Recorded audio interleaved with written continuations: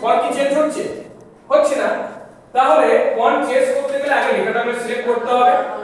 First computer মনে রাখবে, computer যদি কোনো কিছু করতে হয় প্রথমে লেখাটাকে সিলেক্ট করতে হবে। কোনো কিছু করতে গেলে আগে লেখাটাকে সিলেক্ট করতে হবে। সিলেক্ট কিভাবে করলাম? এই যে বাঁদিকে কার্সারটা আর এই যে এটাকে মুভ করছে এটাকে বলি মাউস পয়েন্টার, আর যেটাকে ব্লিঙ্ক করছে এটাকে বলি কার্সার। কি বলি? কার্সার।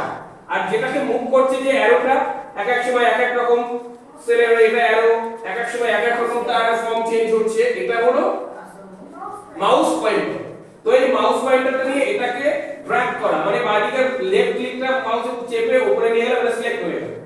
এবার এখান থেকে আমি এই লেখার এই যে আর্ট ফন্ট স্টাইল আছে এখান থেকে সাইজ ছোট বড় করতে পারছি, অনেক বড় করে দিলাম 24 করে দিলাম।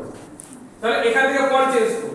এবার এখানে আরো কিছু কিছু অপশন আছে, এটাকে বোল্ড মানে এটা ক্লিক করে লেখা অলরেডি বোল্ড আছে মোটা হবে, যেহেতু এটা অলরেডি এরিয়াল লেখা আছে এটা বোল্ড দেখাচ্ছে না, আমি এরিয়ালটা করে দিই।